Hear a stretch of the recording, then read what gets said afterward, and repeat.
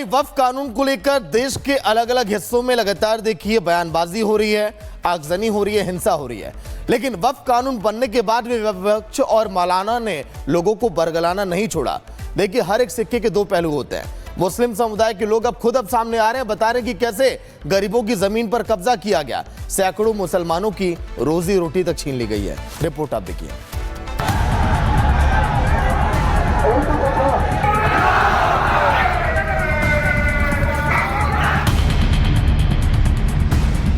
हजारों मुसलमान वक्फ कानून के खिलाफ मैंगलोर की सड़कों पर उतर गए, जमकर प्रदर्शन किया, नारेबाजी की। शुक्रवार की नमाज के बाद सड़कों पर बवाल काटा। तो वहीं ये दूसरी तस्वीर लखनऊ की। मुर्शिदाबाद में हुई हिंसा के विरोध में करनी सेना ने प्रदर्शन किया। करनी सेना के कार्यकर्ताओं ने ममता बनर्जी का पुतला फूंका और ममता बनर्जी के खिलाफ प्रदर्शन किया।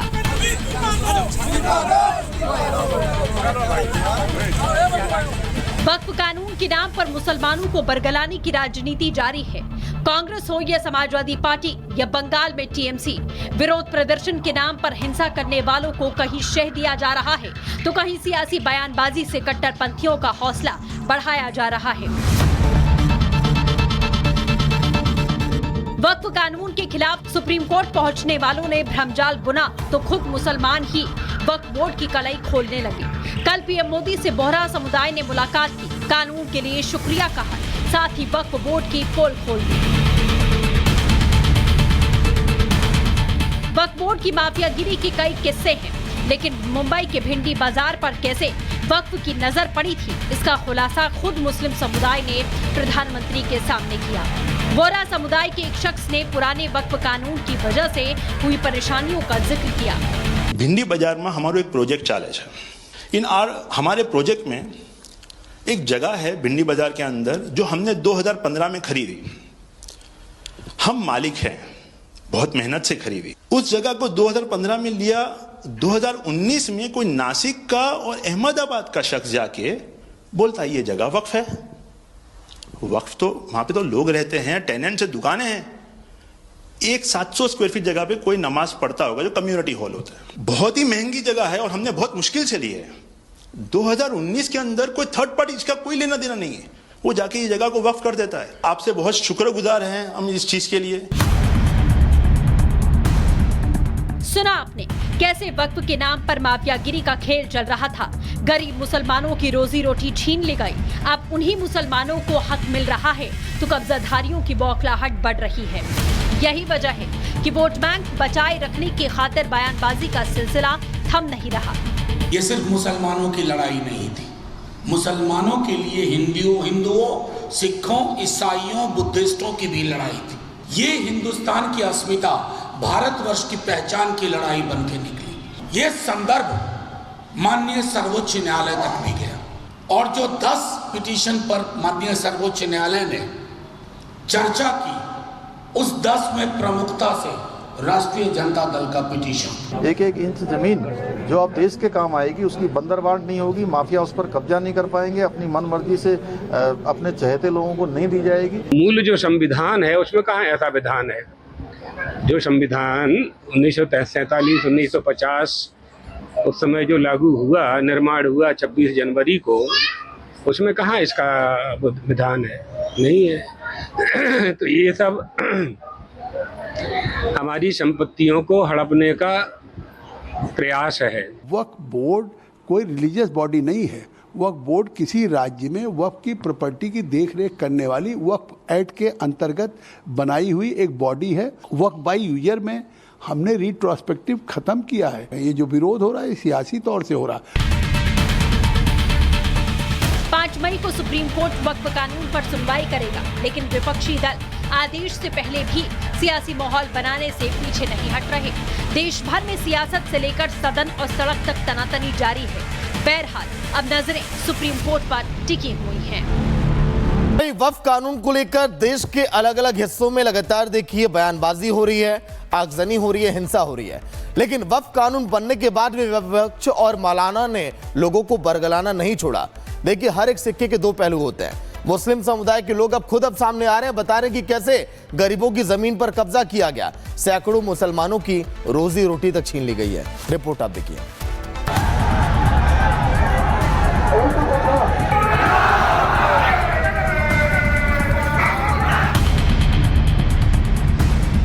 हजारों मुसलमान वक्फ कानून के खिलाफ मैंगलोर की सड़कों पर उतर गए, जमकर प्रदर्शन किया, नारेबाजी की।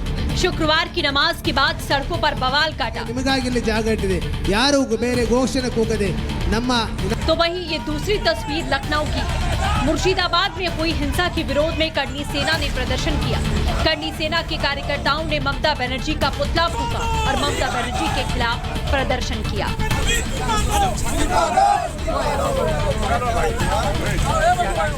वक्फ कानून के नाम पर मुसलमानों को बरगलाने की राजनीति जारी है। कांग्रेस हो या समाजवादी पार्टी या बंगाल में टीएमसी, विरोध प्रदर्शन के नाम पर हिंसा करने वालों को कहीं शह दिया जा रहा है तो कहीं सियासी बयानबाजी से कट्टरपंथियों का हौसला बढ़ाया जा रहा है। वक्फ कानून के खिलाफ सुप्रीम कोर्ट पहुंचने वालों ने भ्रमजाल बुना तो खुद मुसलमान ही वक्फ बोर्ड की कलाई खोलने लगे। कल पीएम मोदी से बोहरा समुदाय ने मुलाकात की, कानून के लिए शुक्रिया कहा, साथ ही वक्फ बोर्ड की पोल खोल दी। वक्फ बोर्ड की माफियागिरी के कई किस्से हैं, लेकिन मुंबई के भिंडी बाजार पर कैसे वक्फ की नजर पड़ी थी, इसका खुलासा खुद मुस्लिम समुदाय ने प्रधानमंत्री के सामने किया। बोहरा समुदाय के एक शख्स ने पुराने वक्फ कानून की वजह से हुई परेशानियों का जिक्र किया। भिंडी बाजार में हमारो एक प्रोजेक्ट चाले है। हमारे प्रोजेक्ट में एक जगह है भिंडी बाजार के अंदर जो हमने 2015 में खरीदी। हम मालिक हैं, बहुत मेहनत से खरीदी। उस जगह को 2015 में लिया, 2019 में कोई नासिक का और अहमदाबाद का शख्स जाके बोलता ये जगह वक्फ है। वक्फ तो वहां पे तो लोग रहते हैं, टेनेंट्स हैं, दुकानें हैं।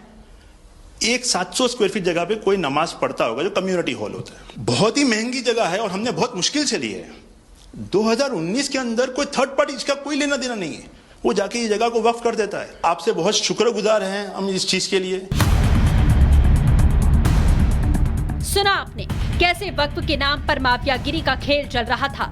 गरीब मुसलमानों की रोजी रोटी छीन ली गई। अब उन्हीं मुसलमानों को हक मिल रहा है तो कब्जाधारियों की बौखलाहट बढ़ रही है।